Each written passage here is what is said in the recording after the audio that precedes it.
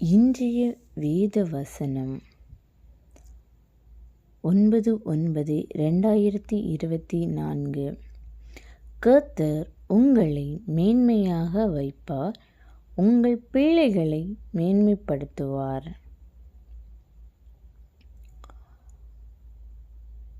யோசுவா 3:7. இன்று அவர்கள் கண்களுக்கு முன்பாக உன்னை மேன்மைப்படுத்துவேன்.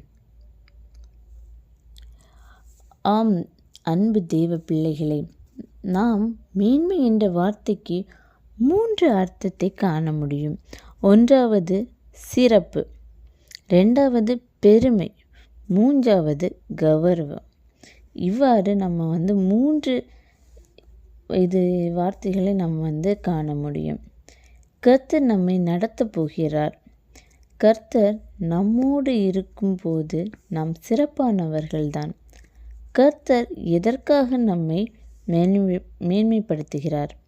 அவர் நம்மோடு கூட இருக்கிறதை மற்றவர்கள் அறிந்து கொள்ளதான். கர்த்தர் நம்மோடு இருக்க நாம் என்ன செய்ய வேண்டும்? நாம் அவருடைய வார்த்தைக்கு கீழ்ப்படிந்து நடக்க வேண்டும். நாம் எல்லாவற்றிலும் மேன்மையானவர்களாய் இருப்போம்.